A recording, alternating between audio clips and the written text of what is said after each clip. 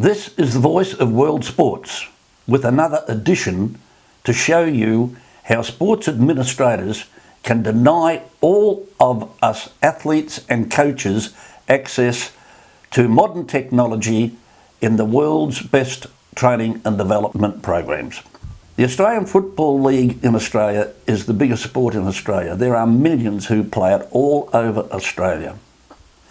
I brought this to the attention of my local state AFL representatives, who immediately thought that this would put coaches out of business. It is a self-educational program with instant access 24 hours a day, 7 days a week, and that access is obtained via your iPad or your iPhone.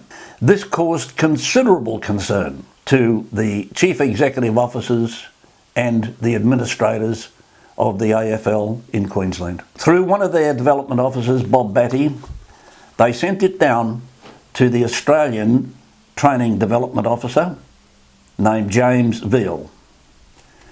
James Veal wrote back and said what a marvellous training program it is. All of the player development program was superb, but they had everything that they needed and didn't require it anymore. I contacted James Veal and said, would you please just compare the programs? Place your program, your AFL training program, on the table and compare it with the evashaw sports training and development programs. I asked him to put on the side the mental training programs, the tactical training programs. I asked him to compare the score charts. I asked him, did he have instant access to an e-book of instructions on how to play AFL football? I asked him, could he make a level playing field for everybody in Australia?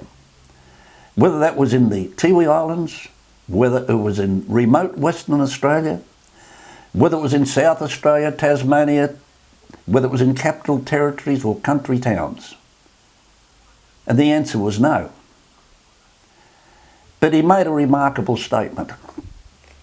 If we adopt these programs, which are self-educational, we will put 10,000 coaches out of business. I thought that was quite remarkable.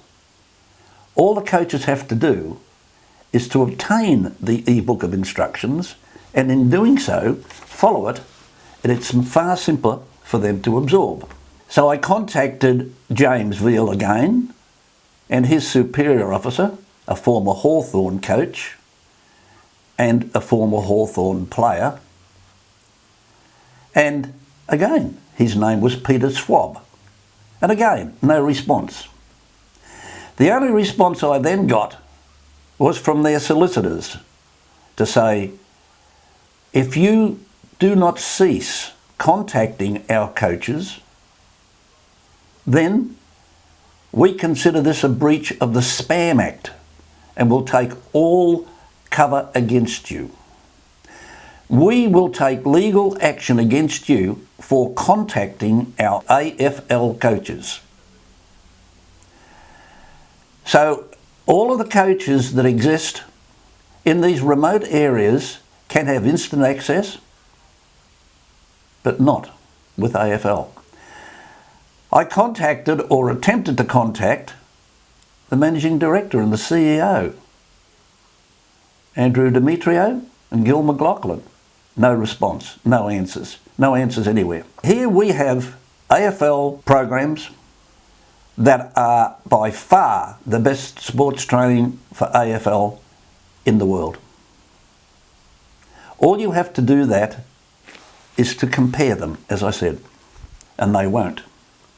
And these individuals stop this and prevent thousands and thousands of players in country areas and in remote areas from accessing instantly, 24 hours a day, a far superior sports training program.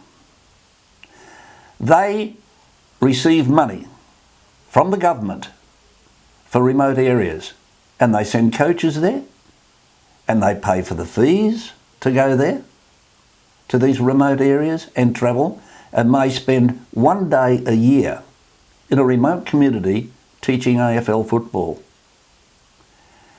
Those same members of that same remote community can access a far better training program for Aussie rules football 24 hours, 7 days a week. But the administration of AFL football in each state and Australia denies them. This is wrong. This is the voice of world sports, and we want you to become a member by simply tweeting and sending Facebook messages to everyone you know who plays AFL football and get them to follow this site. Thank you.